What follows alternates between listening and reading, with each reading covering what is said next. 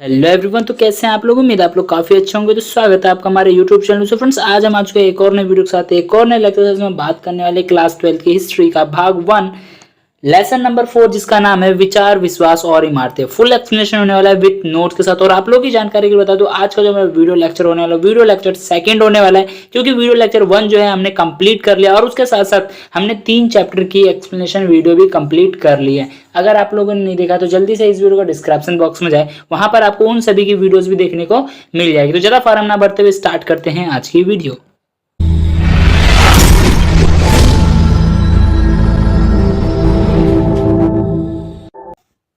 मैंने बताया आज का जो वीडियो लेक्चर होने वाला है, वीडियो लेक्चर सेकंड होने वाला है, क्योंकि वीडियो लेक्चर 1 जो है हमने कंप्लीट कर लिया था।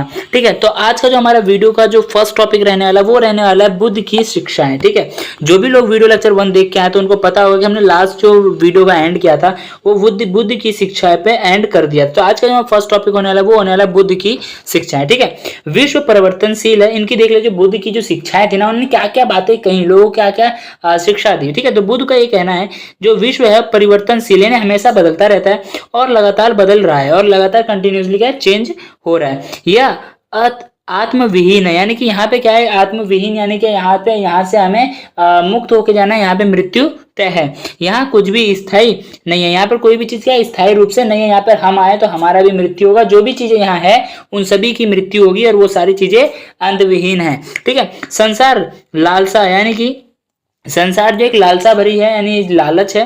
ठीक है, तृष्णा यानी कि दुखों से भरी हुई है। ठीक है, इतना क्लियर है। ठीक है, अब आता है सन्यासी बनकर ही मनुष्य दुखों से मुक्ति पा सकता है। यानी जो बुद्ध है, बुद्ध जी का ये कहना है कि आदमी क्या है, सन्यासी बनकर ही मनुष्यों से जो भी दुख है ना उसके मन में, उन सभी दुखों से वो मुक्त हो सकता है। क्या बनकर के? सन्यासी बनकर के। भगवान का होना ना होना अप्रासंगिक है, यानी बुद्ध जी का ये कहना है कि भगवान का होना या ना होना क्या है, अप्रासंगिक है। ठीक है, बौद्ध धर्म का प्रारंभिक जो परंपरा था, बुद्ध के अनुसार समाज का निर्माण मनुष्य ने किया है। अगर हम बात करें बुद्ध की, तो बुद्ध जी का ये कहना था जो समाज का जो निर्माण है ना, उनका मानना था कि समाज का निर्माण किसने किया है, मनुष्यों ने किया है, ना ही कि ईश्वर ने। क्लियर इतना? ठीक है, बुद्ध ने राजाओं और गृहपतियों, यानी कि जो बड़े जमींदार थे, गृहपति थे, गृहपतियों को दयावान होने की सलाह दी। यानी जो बुद्ध थे ना, उन्होंने क्या, जो भी राजा थे, राजा महाराजा हुआ करते थे उस टाइम पे, तो उन सभी को क्या कहा कि आप लोग क्या है, दयावान रहे, यानी लोगों की क्या करे, मदद करे, और जो भी मुसीबत में है उनको दया भाव से वो रहे। ठीक है, दूसरों के प्रति। बुद्ध परंपरा के अनुसार बात करें, बुद्ध परंपरा के अनुसार तो अपने शिष्यों के लिए बुद्ध का अंतिम निर्देश था, तुम सब अपने लिए खुद ही ज्योति यानी कि रोशनी बनोगे। ठीक है, क्योंकि तुम्हें खुद ही अपनी मुक्ति का रास्ता ढूंढना है। ये किसने कहा था? बुद्ध जी ने कहा था अपने शिष्यों के लिए। ठीक है, उनका यह अंतिम निर्देश था या वाक्य था। बुद्ध के उपदेश को सुत्त पिटक, यहाँ पे शुद्ध नहीं आएगा, क्या आएगा, सुत्त पिटक में लिखा गया। जो बुद्ध जी के जो उपदेश है, जो बातें हैं, जो उनके जो कही है, वो किस में लिखा गया? सुत्त पिटक में लिखा गया, लेखांकित किया गया है। ठीक है, कथाओं के मुताबिक पुनर्रचित किया गया। इसे क्या है, कथाओं के, यानी दोबारा से कथा को क्या है, सीरियल वाइज से उसको लगाया गया है। इतना क्लियर हुआ? ठीक है, कई कहानियों में महात्मा बुद्ध की शिक्षाओं का वर्णन है। कई कहानियों में क्या है, महात्मा बुद्ध की शिक्षाओं का वर्णन किया गया है। बौद्ध धर्म के अनुसार विश्व अनित्य है, यानी बौद्ध धर्म की बात करें तो बौद्ध धर्म के अनुसार जो विश्व है वो अनित्य है। यहाँ पे क्या है, कोई भी चीज स्थिर नहीं है, वो अनित्य है, यानी कि एक ना एक दिन उसका अंत निश्चित है। मतलब ये लगातार बदलता रहता है, लगातार बदलता रहता है। कोई मर रहा है, कोई आ रहा है, किसी का जन्म हो रहा है, कोई मर रहा है ना, हमेशा कुछ ना कुछ क्या चेंजेस हो रहे हैं। कितना क्लियर हुआ? ठीक है, अब आता है हमारा नेक्स्ट पॉइंट। नेक्स्ट पॉइंट क्या है, बुद्ध के अनुयायी। अनुयायी कौन होते हैं? शिष्य। ठीक है, जो बुद्ध थे उनके कौन से शिष्य थे? देखो, धीरे धीरे बुद्ध के शिष्यों का दल तैयार हुआ। धीरे धीरे क्या, बुद्ध का जो दल था या समूह था वो तैयार हो गया शिष्यों का, जिन्होंने संघ की स्थापना की। जिन्होंने क्या किया, एक संघ यानी एक समूह की स्थापना की। इनमें ऐसे भिक्षुओं की संस्था थी जो धम्म के शिक्षक बन गए थे। यानी कि धम्म किसका था? अशोक के द्वारा धम्म दिया गया था, अशोक के धम्म के जो दिए गए थे। तो इसी में क्या था, बहुत सारे ऐसे संघ थे जिनमें जिनके जो भिक्षु थे ना, वो ऐसे जिनकी आस्था किसमें थी, यहाँ पे संस्था नहीं आएगा, आस्था किसमें थी, धम्म के शिक्षक में थे, यानी धम्म के शिक्षक में बने हुए थे। इतना क्लियर है? ठीक है, अब आता है हमारा नेक्स्ट पॉइंट। नेक्स्ट पॉइंट ये आता है, यह सादा जीवन बिताते थे। ये क्या है, एकदम सादा जीवन बिताते, कोई भी दिखावापन नहीं होता था। ठीक है, सादा जीवन व्यतीत करते थे। जीवन के लिए सिर्फ जरूरी ही चीजें इनके पास हुआ करती थी, यानी कि इनके जीवन में जो भी जरूरी चीजें हुआ करती थी ना, वही चीजें बस होती, जैसे कि सोने के लिए चटाई होता था, सर के नीचे रखने के लिए तकिया भी होता, तकिया भी नहीं होता था। ठीक है, यानी कि इनके पास जितनी जरूरत है ना, मतलब जरूरत के अकॉर्डिंग ही करते थे। जीवन जीने के लिए जो चीज चाहिए बस वही होता था। ठीक है, यह भिक्षु दान पर निर्भर हुआ करते। भिक्षु लोग जो थे किस पे हुआ करते? दान पर निर्भर, यानी कि लोगों के आसपास जाते थे, भीख मांगते थे और खाते थे। यानी कि जो व्यक्ति जितना उनको दे दे उतना ही वो करते क्या करते थे? लेते थे। ऐसा नहीं कि अगर किसी ने उसको 2 रुपए दिया तो वो और बोले कि मुझे 2 रुपए और दो। उनको जितना मिल जाता था उसी में संतुष्ट हो जाते थे। इतना क्लियर हुआ? ठीक है, क्योंकि यह दान पाने के लिए अपने पास एक ही कटोरा रखते थे। अपने पास क्या करते? एक ही कटोरा रखते थे, जिसमें कि वो अधिक दान नहीं ले सकते थे। इतना क्लियर हुआ? शुरुआत में पुरुष ही संघ में शामिल हुए, यानी शुरुआती समय जो था इसमें ओनली पुरुष ही शामिल हुए, स्त्रियों को इसमें मनाही थी। बाद में महिलाएं भी शामिल हुई, यानी कि कुछ टाइम बाद क्या हुआ? महिलाएं भी इसमें शामिल होने लगी, और जहां महिलाएं आ गई उनका जो गर्भ होना जरूरी था। ठीक है, तो अब देखो कैसे कैसे उसमें चेंजेस आए बुद्ध धर्म में भी। ठीक है, बौद्ध ग्रंथ के अनुसार बुद्ध के प्रिय शिष्य आनंद थे। आनंद ने बुद्ध को समझाकर महिलाओं के संग में आने की अनुमति प्राप्त की। यानी कि बौद्ध धर्म के अनुसार जो बुद्ध के जो प्रिय शिष्य थे आनंद, उन्होंने क्या किया? बुद्ध जी को समझाया उन्हें, और महिलाओं के संग में क्या किया? आने की उन्होंने अनुमति ले ली। ठीक है, प्रथम भिखुनी महिला थी, यानी कि महिलाओं को भी इसमें शामिल किया जाए, ऐसा किसने कहा? जो उसके बुद्ध के जो प्रिय शिष्य थे आनंद, उन्होंने ये बात कही। ठीक है, तो प्रथम भिखुनी कौन थी इसमें? उपमाता, जो जो भिखुनी थी वो महिला उपमाता मौसी, या फिर आप कह सकते प्रजापति गौतमी। ठीक है, वैशाली, कई स्त्रियां संघ में आई। वह धमकी उपदेशिकाएं बन गई, वो धमकी क्या बन? उपदेशिकाएं बन गई, उनको उनका उपदेश मानने लगी। बुद्ध के अनुयायी कई सामाजिक वर्गों से आते थे। जो बुद्ध के जो अनुयायी थे ना, वो कई सामाजिक वर्गों से आते, कोई बड़े वर्ग था, कोई निचले वर्ग था, कोई कुछ था, कोई सिपाही था, कोई क्षेत्र था, मतलब हर कोई क्या था? अलग अलग वंश से आता था। इसमें राजा, धनवान, गृहपति, दास, गुलाम, शिल्पी, सामान्य जनजाति सभी लोग इसमें शामिल हुआ करते थे। इतना क्लियर हुआ? ठीक है, बनारस के यश नामक धनी परिवार बौद्ध संघ में जुड़ा, यानी बनारस का एक यश नाम का एक धनी परिवार था, जो क्या हुआ? बौद्ध धर्म में, बौद्ध समूह में जुड़ा। मगध के शासक बिंबिसार, अजात शत्रु आदि जुड़े, यानी जो हमारे मगध के जो शासक थे बिंबिसार, अजात शत्रु, ठीक है, ये सभी लोग क्या हुए? ये सभी भी धर्म के इसके साथ, बौद्ध धर्म के साथ जुड़े। राज परिवारों के अनेक सदस्य बौद्ध समूह से जुड़ते चले गए, यानी जो राज परिवार से अनेक ऐसे सदस्य थे जो कि क्या हुए? बौद्ध धर्म से जुड़ते चले गए। पूर्वोत्तर भारत के अनेक क्षेत्रीय भी हुए, यानी कि क्षेत्रीय जो लोग युद्ध करते थे ना, क्षेत्र कौन हुआ करते? ब्राह्मणों द्वारा 4 व्यवस्था बनाई गई थी, ब्राह्मण, क्षेत्रीय, वैश्य और शूद्र। तो इसी में क्षेत्र आता था, क्षेत्रीय लोग भी क्या हुए? इसमें जुड़ने लगे। बुद्ध के पिता उनकी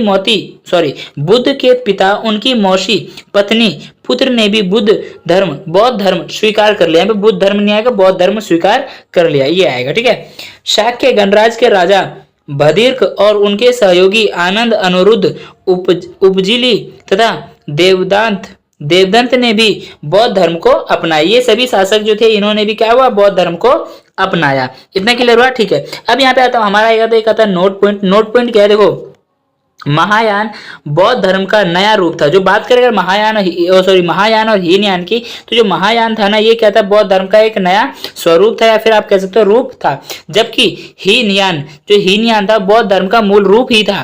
ठीक है, हीनयान में महात्मा बुद्ध की मूर्ति की पूजा नहीं की जाती थी, लेकिन महायान में क्या होता था? मूर्ति पूजा की जाती थी। ठीक है, परंतु महायान संप्रदाय में बुद्ध की मूर्ति पूजा की जाती थी। सेम वही है जो मैंने बताया।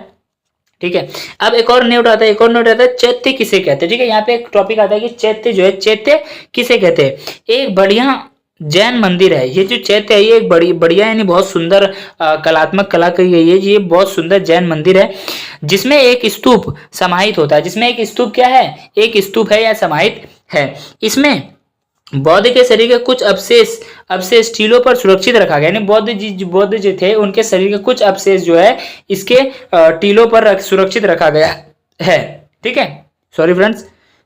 अंतिम संस्कार से जुड़े इन टीलों को चैत्य कहा जाता है, यानी अंतिम संस्कार, यानी कि जो भी इनके पार्ट रखे जाते थे, ठीक है, जो भी शरीर के अवशेष वगैरह रखे जाते थे, इनके द्वारा यूज की गई वस्तुएं रखते थे, उसी टीले को अंतिम संस्कार में हम लोग क्या कहते हैं, हम लोग क्या कहते हैं, चिता कहते हैं, कोई कब्र कहता है, कोई कुछ कहता है, कोई कुछ कहता है, तो इन्होंने क्या कहा, चैत्य नाम दिया इसको। क्लियर है इतना? ठीक है, तो इसको आएगा, आपका क्वेश्चन आ सकता है 1 नंबर में, तो अच्छे से इसको कर लेना। ठीक है, अब आता है स्तूप क्यों बनाए जाते थे। अब हमारे मन में ये आता है कि स्तूप बनाने में इतना खर्चा होता था, ठीक है, और जिस जगह पे एक बार मान लो स्तूप बन जाते तो वहां पे दोबारा कोई स्तूप नहीं बन सकता था, कोई चीज वहां दोबारा नहीं बन सकती। तो अब हम बात करते हैं कि स्तूप बनाए आखिर क्यों जाते थे। ठीक है, ऐसे कई अन्य जगह थे, यानी ऐसे कई अन्य जगह थे जिन्हें पवित्र माना जाता, जिन्हें क्या पवित्र स्थान माना जाता था। इन जगहों पर बुद्ध से जुड़े कुछ अवशेष, जैसे उनकी अस्थियां, उनके द्वारा प्रयोग किए गए सामान गाड़ दिए गए हैं। यानी कि कई ऐसे अन्य जगह थे जिनको क्या पवित्र माना जाता था। ठीक है, इन जगहों पर क्या हुआ, बुद्ध से जो जुड़े अवशेष थे ना, उनको और उनके द्वारा उपयोग की गई जो वस्तुएं थी उनको वहां पे दफनाया गया या फिर गाड़ दिया गया। ठीक है, इन टीलों को स्तूप कहा गया। इन्हीं टीलों को क्या कहा गया, स्तूप कहा गया।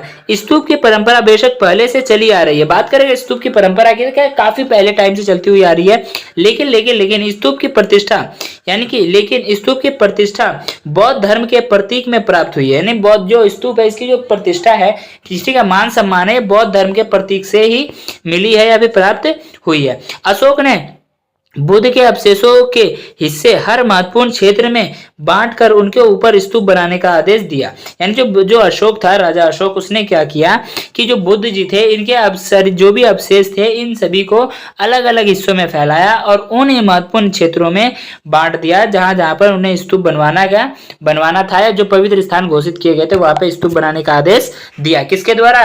राजा अशोक के द्वारा। ठीक है, शताब्दी ईसा पूर्व तक बहुत सांची और सारनाथ जैसे जगहों पर स्तूप बनाए गए। नहीं, जो यहाँ पे कुछ मिस्टेक हो गया तो आप बुक से चेक कर लेना। ठीक है, सांची और सारनाथ जैसे जो है जगहों पर क्या हुआ, स्तूप बनाए गए अधिक मात्रा में, बहुत अधिक मात्रा में। ठीक है, स्तूप कैसे बनाए जाते थे, अब हम बात करेंगे। जो स्तूप है उसको आखिर बनाया क्या जाता, उसकी प्रक्रिया क्या होती थी। ठीक है, स्तूप बनाने के लिए धन कहाँ से आता था, ये सारी चीजें हम इसमें चेक करने वाले हैं। स्तूप दान राशियों से बनाया जाता था। धन कहां से आता था, सिंपल से हमें पता चलेगा कि स्तूप बनाने के लिए दान राशियां, यानी कि जो भी भिक्षा यानी जो भीख में आती थी, दान दिया जाता था लोगों के द्वारा, उसके द्वारा ही स्तूप को बनाया जाता, निर्मित किया जाता। स्तूप की वेदिकाएं, चबूतरे और स्तंभों पर मिले अभिलेख से हम इन्हें बनाने और सजाने के लिए दिए गए दानों का पता चलता है। यानी कि स्तूप की जो वेदिका है ये चबूतरे पर है। ठीक है, चबूतरे पर मिले जो भी अभिलेख है, यानी कि चबूतरे पर ऐसे कई अभिलेख रखे रहते हैं या मिले हैं, हमें प्राप्त हुए हैं, जो हाथों द्वारा लिखे थे, जिनमें ये लिखा गया है इसको सजाने के लिए और इसको बनवाने के लिए क्या क्या दान दिया गया है, किसके किसके द्वारा दिया है, वो सारी चीजें इसमें लिखी होती थी। ठीक है, स्तूप बनाने के लिए शिल्पकारों तथा व्यापारियों द्वारा दान दिया जाता है। बात करें स्तूप की, तो स्तूप बनाने के लिए क्या होता है, शिल्पकार लोग होते थे, व्यापारी लोग होते हैं, वो लोग भी अपना योगदान देते थे। बहुत सी महिलाओं और पुरुषों ने भी काफी चीजें दान में दी है। स्तूप बनाने के लिए कई सारी महिला पुरुषों ने भी क्या किया है, दान दिया है। इन संरचना को बनाने में भिक्षुओं और भिक्षुणियों ने भी दान दिया। यानी जो भिक्षु और भिक्षुणी थे, उन्होंने भी दान दक्षिणा दिया है। ठीक है, अब बात आती है कि स्तूप की संरचना। हमने देख लिया कि स्तूप कैसे बनते थे और स्तूप बनाने के लिए दान कहां से आता था। अब आता है कि स्तूप आखिर बनने के बाद दिखता क्या था, उसकी संरचना क्या थी। ठीक है, स्तूप का जन्म एक अर्ध गोलाकार मिट्टी के टीले से हुआ। यानी अर्ध गोलाकार स्तूप कैसा होता था, ये ऐसे करके ये ऐसा होता था, अर्ध गोलाकार होता था।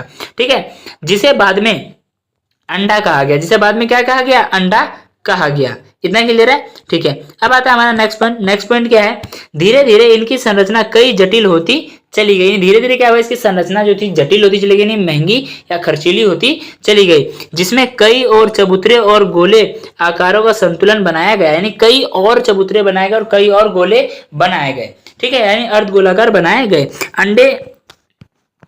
अंडे के ऊपर एक हर्मिका होती थी। यानी कि ये जो अर्ध गोलाकार था, इसके ऊपर एक हर्मिका होती थी जो इस तरीके से होती थी। ठीक है, हर्मिका का अर्थ देवताओं का घर है। यानी हर्मिका का अर्थ क्या है, देवताओं का घर। ठीक है, या पवित्रता का प्रतीक आप कह सकते हो। ठीक है, इस पर हमेशा एक छतरी लगी होती थी। इस पर हमेशा क्या एक छतरी सी लगी रहती थी। टीले के चारों ओर एक वेदिका होती थी। टीले के चारों ओर क्या होती, जो भी अर्धगोलाकार टीला होता था उसके चारों ओर क्या था, एक वेदिका होती थी जो पवित्र स्थान को पूरी दुनिया से अलग करती थी। जो पवित्र स्थान को पूरी दुनिया से, पूरे ब्रह्मांड से क्या करती, एक अलग शो करती थी, दिखाती थी। ठीक है। स्तूप के चारों दिशाओं में खड़े तोरण द्वार पर बहुत सी नक्काशी का काम किया गया था। स्तूप के चारों ओर जो तोरण द्वार खड़े थे उन पर कई सारी नक्काशियां की गई थी। जो लोग दान वगैरह दिया करते थे उनके बारे में भी लिखा गया था। उपासक पूर्वी तोरण द्वार से प्रवेश करके टीले को दाएं ओर रखते हुए दक्षिणा पात्र परिक्रमा करते थे। यानी कि जो उपासक यानी जो लोग वहां आते थे वो लोग क्या करते थे, पूर्वी तोरण द्वार से प्रवेश करते थे। ठीक है। फिर टीले के दाएं ओर रखे हुए जो दक्षिणा पात्र था उसकी परिक्रमा करते, उसके चारों ओर घूमते थे। ठीक है। और उसकी उपासना करते थे और अपनी जो भी विशेष थी वो विशेष मांगते थे। इतना क्लियर हुआ। ठीक है। अब आता है हमारा नेक्स्ट पॉइंट। नेक्स्ट पॉइंट क्या है हमारा, स्तूप की खोज। ठीक है। यानी कि स्तूप हमें कैसे मिला। स्तूप की खोज की बात करें, सबसे पहला आता है हमारा अमरावती और सांची की नियति। यानी कि अमरावती और जो सांची था, सांची का स्तूप और अमरावती का स्तूप। आपको मैं बता दूं, सांची का स्तूप से पहले हमें अमरावती का स्तूप मिला था, लेकिन अमरावती का स्तूप क्या था वो हमारे अस्तित्व में नहीं है, क्योंकि जब ये मिला था उस टाइम पे हमें पता नहीं था कि ये ऐसी चीजें भी थी। तो क्या हुआ कि लोग अंग्रेज वगैरह जो थे वो लोग ले गए अपने गार्डन में सजाया, घर में सजाया, उसके जो भी कीमती चीजें, जो अच्छी चीजें थी उनको सजा दिया घरों में। ठीक है। तो हमारा जो अमरावती का जो स्तूप था वो क्या हो चुका था, नष्ट हो चुका था। 1976 में एक स्थानीय राजा को दी गई मंदिर बनाने जो कि मंदिर बनाना चाहते थे। यानी कि एक 1976 में एक स्थानीय राजा था जो क्या करना चाहता, जो कि मंदिर बनाना चाहता था या बनवाना चाहता था। उन्हें अचानक अमरावती के स्तूप के अवशेष मिले। उन्हें अचानक से खुदाई के दौरान क्या हुआ, अमरावती के स्तूप जो है उसके अवशेष प्राप्त हुए। इतना क्लियर। ठीक है। उन्होंने उसके पत्थरों के इस्तेमाल करने का निश्चय किया। यानी जो भी उससे पत्थर थे ना, उसका पत्थरों का इस्तेमाल कहाँ करना शुरू कर दिया, उन्होंने निश्चय किया अपने मंदिर में। ठीक है। उन्हें ऐसा लगा कि एक छोटी सी पहाड़ी में जरूर कोई खजाना छुपा होगा। यानी उन्हें ऐसा लगा कि जो छोटी सी पहाड़ी है आधे गोलाकार, तो इसमें जरूर कुछ ना कुछ खजाना छुपा होगा। तो उन्होंने सैनिकों से और भी तोड़फोड़ इसकी करवा दी, है ना, एक शासक ने। कुछ वर्षों बाद एक अंग्रेज अधिकारी कॉलिन मैकेंजी ने इस इलाके से गुजरे। हालांकि कई मूर्तियां पाई और उनका विस्तृत चित्रण भी किया, लेकिन इसकी रिपोर्ट कभी छापी नहीं। यानी कि कुछ वर्ष बाद क्या था, एक अंग्रेज अधिकारी था जिसका नाम कॉलिन मैकेंजी था। वो भी क्या हुआ, इस इलाके से गुजर रहा था। हालांकि वो था वो मूर्तियां वहां पे उसको कई सारी पाई गई, लेकिन उनका जो विस्तृत चित्रण था वो किया, लेकिन इसकी जो रिपोर्ट थी ना, जो कॉलिन मैकेंजी की जो रिपोर्ट थी कभी छापी नहीं गई। ठीक है। 1854 में गुंटूर, जो कि आंध्र प्रदेश के कश्मीर ने अमरावती की यात्रा की। उन्होंने कई मूर्तियां एवं उत्कीर्ण पत्थर एकीकृत किया, यानी जमा किया, और वह उन्हें मद्रास ले गए। यानी कि सभी जो पत्थर थे उसको जमा किया और उसको अपने साथ कहाँ ले गए, अपने राज्य, अपने मद्रास ले गए। उन्होंने पश्चिमी तोरण द्वार को भी खोज निकाला। उन्होंने क्या, पश्चिमी तोरण द्वार खोज निकाला और इस परिणाम पर पहुंचे कि अमरावती का स्तूप बौद्धों का सबसे बड़ा अद्भुत एवं शानदार स्तूप था। यानी बात करें इस अमरावती के स्तूप की, तो बौद्धों का जो ये था अमरावती का स्तूप, ये सबसे शानदार और सबसे अद्भुत जो था स्तूप था। 1850 के दशक में अमरावती के उत्कीर्ण पत्थरों को भिन्न भिन्न स्थानों पर ले जाया जा रहा था। यानी कि 1850 के दशक में जो भी अमरावती का जो भी पत्थर था, सभी लोग क्या कर रहे थे, उसको उठा के अपने भिन्न भिन्न यानी अलग अलग जगह लेके चले जा रहे थे। ठीक है।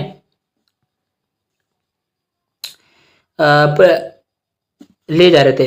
कुछ पत्थरों को कालांतर में एशियाटिक सोसाइटी ऑफ बंगाल पहुंचा दिया गया, यानी एक म्यूजियम में भी पहुंचा दिया गया। ठीक है।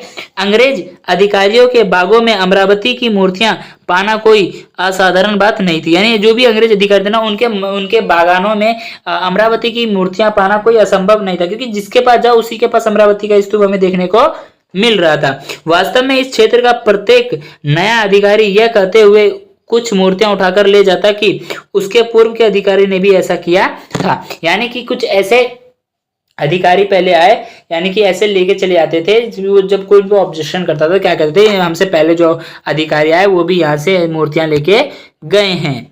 क्लियर हो इतना, ठीक है। अब आता है नेक्स्ट पॉइंट क्या है, एच कोल उन चंद व्यक्तियों में से एक थे जिनकी सोच भिन्न थी, जिनकी सोच अलग थी। उन्होंने लिखा, इस देश की पूरा कलाकृति यानी पुरानी जो भी कलाकृति है, कलाकृति की लूट होने देना मुझे आत्मघाती लग रहा है। यानी कि ये जो पुरानी जो कलाकृति है, इन सभी का लूटता हुआ देखना या फिर लूट होते देखना मुझे लग रहा है कि आत्मघाती है या फिर खतरनाक है। असमर्थनीय नीति लगती है, ये क्या है, मैं इसका समर्थन नहीं करता, क्योंकि मुझे क्या लगती है, असमर्थनीय नीति लगती है। उन्होंने स्वीकार किया कि संग्रहालय में मूर्तियों की प्लास्टर प्रतिकृति को रखा जाना चाहिए। जो हमारे एच कोल थे, इन्होंने ये स्वीकार किया कि हमारे जो संग्रहालय है, म्यूजियम वगैरह है, वहां पर हमें क्या करना चाहिए, प्लास्टर की नहीं, व्हाइट पुट्टी की जो सीमेंट की जो मूर्तियां बना के हमें वहां रख देनी चाहिए। बाकी जो उसका ओरिजिनल पार्ट है वो वहीं स्थित रहना चाहिए जहां वो स्थित है, जबकि वास्तविक कृतियां खोज के स्थान पर ही रखी जानी चाहिए। जबकि जो वास्तविक कृति है, ओरिजिनल कृति है, वो कहाँ रहे, जहां खोज की गई है वहीं पे रहे। दुर्भाग्यवश कोल अधिकारी जो एच कोल थे, अधिकारियों को अमरावती पर इसके लिए सहमत नहीं कर सके। यानी कि जो दुर्भाग्य की बात ये थी, जो एच कोल थे ना, वो सभी अधिकारियों को क्या हुए, अमरावती पर इसके लिए सहमत नहीं कर सके, परंतु खोज के स्थान पर ही संरक्षण की बात को सांची हेतु स्वीकार कर लिया गया। यानी कि खोज के स्थान पर ही ये संरक्षित किया जाना चाहिए, इस बात को क्या हुआ, स्वीकार कर लिया गया। ठीक है। अब आता है जो सांची था, सांची क्यों बच गया जबकि अमरावती नष्ट हो गया। अब हम देखेंगे सांची, आखिर सांची क्यों बचा, अमरावती ही नष्ट क्यों हुआ। ठीक है। अमरावती की खोज कुछ समय पूर्व हो गई थी, नहीं पहले हो गई थी, जब तक पूर्वोत्तर इस बात की महत्वता को समझ नहीं पाए थे। जब उस समय तक क्या था, जब अमरावती हमें मिला था, तो उस टाइम पे क्या थे, जो वैज्ञानिक थे, जो विद्वान थे, वो लोग क्या कर पाए थे, उसको समझ नहीं पाए थे कि आखिर है क्या। किसी पूरा स्थल के अवशेष को उठाकर ले जाने की वजह खोजे हुए स्थान पर संरक्षित करना कठिन, महत्वपूर्ण और जरूरी था। यानी कि किसी भी वस्तु को या किसी भी अवशेष को उसी जगह पर रख देना जहाँ पे वो अवशेष मिला है, वहीं पर रख देना, ये क्या था, स्थान पर संरक्षित करना कितना महत्वपूर्ण और जरूरी था, ये उन्हें बाद में पता चला। ठीक है। 1818 में जब सांची को खोजा गया, यानी कि 1818 में जब सांची को खोजा गया, इसके 3 तोरण द्वार तब भी खड़े थे। यानी जब इसको खोजा गया, इसकी हालत क्या थी, अमरावती से हालत इसकी बेहतर थी, तो 3 तोरण द्वार खड़े था, बाकी 1 तोरण द्वार इसका गिरा हुआ था। ठीक है, खड़े थे, 14 तोरण द्वार वहीं पर गिरा हुआ था, और टीले भी अच्छी खासी स्थिति में थे। यहाँ पे तिल नहीं आएगा, यहाँ पे टीले आएगा। ठीक है, जो टीला था, टीला भी अच्छी खासी यानी बेहतर स्थिति में था। इतना क्लियर हुआ। ठीक है। अब आता है हमारा नेक्स्ट पॉइंट। नेक्स्ट पॉइंट क्या है, तभी यह सुझाव दिया गया कि तोरण द्वार को पेरिस या लंदन भेज दिया जाए, इसलिए कई कर्म से सांची का स्तूप वहीं पर टिका रहा। यानी कि उसी टाइम पे यह सुझाव दिया गया जो तोरण द्वार है, इसको पेरिस या लंदन भेज देना चाहिए। लेकिन इसी समय में क्या हुआ, जो एक कर्ण था, उसने क्या किया, सांची के स्तूप को वहीं पर टिका रहा, और अभी भी वहीं पर टिका हुआ है। उसने कहा कि नहीं, मैं लेके जाने नहीं दूंगा, वो टिका रहा इस बात पे, और आज भी सांची का स्तूप वहीं पर स्थित है। इतना क्लियर हुआ। जबकि अमरावती में स्थित महाचैत्य, यानी कि जब अमरावती था उसमें महाचैत्य, यानी कि क्या था, चैत्य क्या था हमारा, जैसे हमारे में चिता होता है, कबर होता है, वैसे उनका में चैत्य था, जो कि बौद्ध धर्म से रिलेटेड जो भी वस्तुएं यूज करते थे या फिर उनके शरीर के अवशेष होते थे, उनको दफनाया जाता था। तो क्या था, एक महत्वपूर्ण जो था महाचैत्य, आज केवल एक छोटे से टीले के रूप में रह गया, यानी आज एक छोटे से टीले के रूप में रह गया है, जिसका सारा गौरव खत्म हो चुका है, जिसका सारा जो दिखावापन है, गौरव है, ठीक है, जिसकी प्रतिष्ठा है, वो खत्म हो चुकी है। इतना क्लियर हुआ।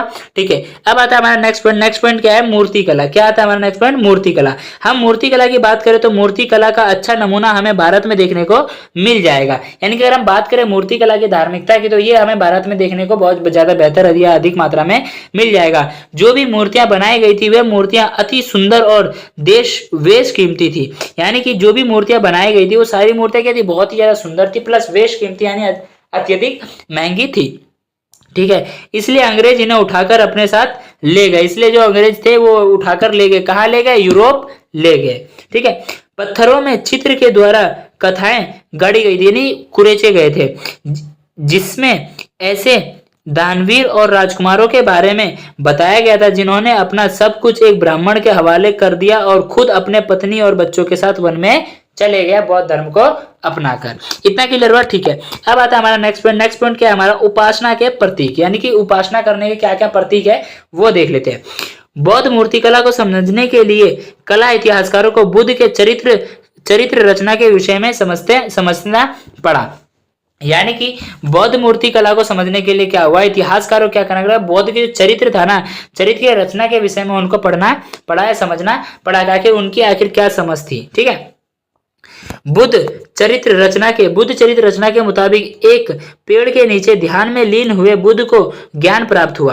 यानी कि बुद्ध रचना एक बुक है, ठीक है, इसके अकॉर्डिंग बात करें, इसके मुताबिक बात करें तो बुद्ध जो थे वो पेड़ के नीचे ध्यान में लीन थे, बैठे हुए थे, और वहीं पर उन्हें क्या हुआ, ज्ञान की प्राप्ति हुई। बहुत से शिल्पकारों ने बुद्ध को मनुष्य के रूप में ना दिखाया, यानी बहुत से ऐसे शिल्पकार थे, ठीक है, विद्वान थे, जिन्होंने क्या किया, जो बुद्ध था ना उसको एक मनुष्य के रूप में नहीं दिखाया, ठीक है, अलग अलग प्रतीकों के रूप में दिखाया। उन्होंने क्या किया, इसे ईश्वर की एक कह सकते हो आप प्रधानता दी, या ईश्वर का एक स्थान दिया। कितना क्लियर हुआ? ठीक है, चक्र का प्रतीक के रूप में, यानी चक्र जो था, चक्र कौन यूज करता है, हमारे विष्णु जी, तो चक्र के रूप में भी उनका क्या क्या चित्रण किया गया, अक्सर उपयोग किया गया, किसके लिए, बौद्ध जी के लिए। ठीक है, वह सारनाथ में बुद्ध के द्वारा दिए गए पहला उपदेश का घोतक है, जो कि क्या है, वह सारनाथ में जो पहला उपदेश गया था उसी का क्या है, एक स्रोत है या घोतक है।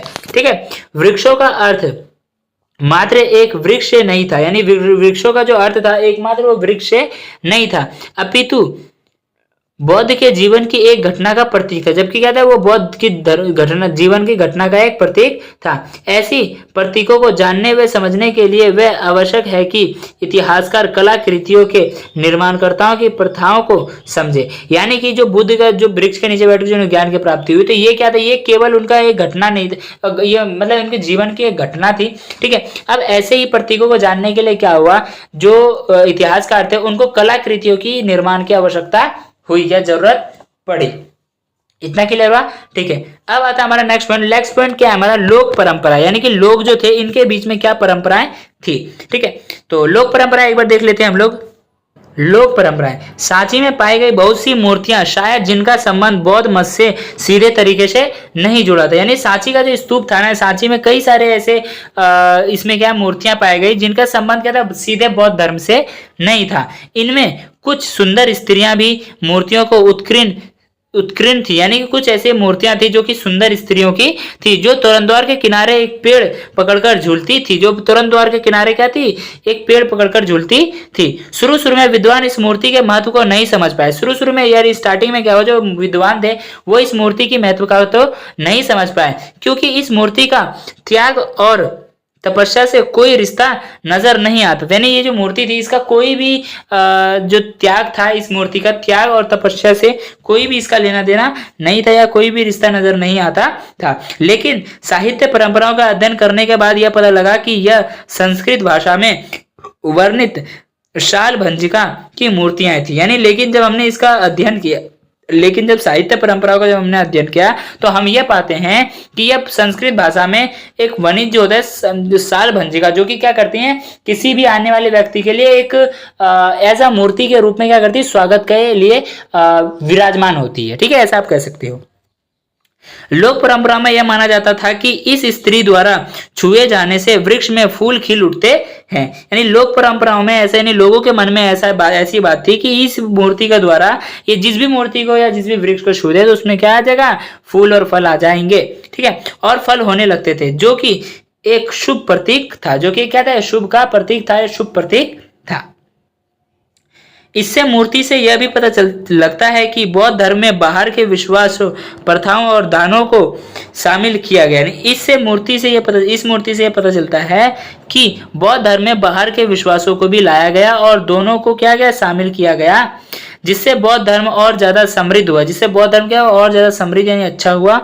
जानवरों की मूर्तियां, ठीक है, जिसमें क्या क्या है, जानवरों की मूर्तियां आई। ठीक है, इन जानवरों में हाथी, घोड़ा, बंदर और गाय बैल शामिल थे। इन जो जानवर आए इसमें क्या कौन कौन को शामिल थे, जानवरों में हाथी था, घोड़ा था, बंदर था और गाय बैल जो थे शामिल थे। हालांकि सांची में जातकों से ली गई जानवरों की कई कहानियां उपस्थित है, यानी कि जातक कथा उसमें से कई सारी कहानियां ली गई है, किसमें, बौद्ध ग्रंथ में, लेकिन कई जानवरों की कहानियां क्या है उसमें अंकित है और कई को लिया गया है। ऐसा लगता है कि यह यहाँ पर लोगों को आकर्षित करने के लिए जानवरों को उत्कीर्ण किया जाता था। यानी कि ऐसा जब इसको ऐसा देख के लगता है कि यहाँ पे लोगों को आकर्षित करने के लिए क्या किया जाता था, जानवरों को उत्कीर्ण किया जाता था, यानी उकेरा जाता था, तथा साथ ही जानवरों को मनुष्य के गुणों के प्रतीक के रूप में इस्तेमाल किया जाता था। साथ ही जानवर जो थे उनको किसके प्रतीक के रूप में इस्तेमाल करते थे, मनुष्य के प्रतीक के रूप में इस्तेमाल करते थे। उदाहरण के लिए हाथी शक्ति और ज्ञान के प्रतीक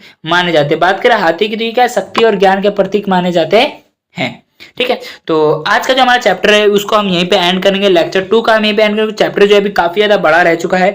तो अब जो हमारा नेक्स्ट यानी कि थर्ड लेक्चर वीडियो होगा उसमें हम पढ़ेंगे नई धार्मिक परंपराएं, और मैं पूरी कोशिश करूंगा कि थर्ड चैप्टर में पूरी वीडियो कंप्लीट हो जाए, पूरा चैप्टर कंप्लीट हो जाए। तो आज की वीडियो में इतना ही। मुझे उम्मीद है आप लोगों को सारी चीजें, सारे टॉपिक समझ में आएंगे। कोई भी डाउट है, कोई भी प्रॉब्लम है तो प्लीज वीडियो कमेंट बॉक्स में कमेंट करें, और हाँ ध्यान से अपने यार दोस्तों में शेयर कर दें ताकि वो लोग भी हमारी वीडियोस देख सके। और ध्यान से चैनल को सब्सक्राइब करके बेल आइकन को ऑन कर लेना ताकि आने वाली जितनी भी न्यू वीडियोस हैं उन सभी की नोटिफिकेशन आप लोगों तक पहुंच जाए। तो आज की वीडियो में इतना ही, मिलते हैं नेक्स्ट वीडियो में, तब तक के लिए bye bye. Thanks for watching this video.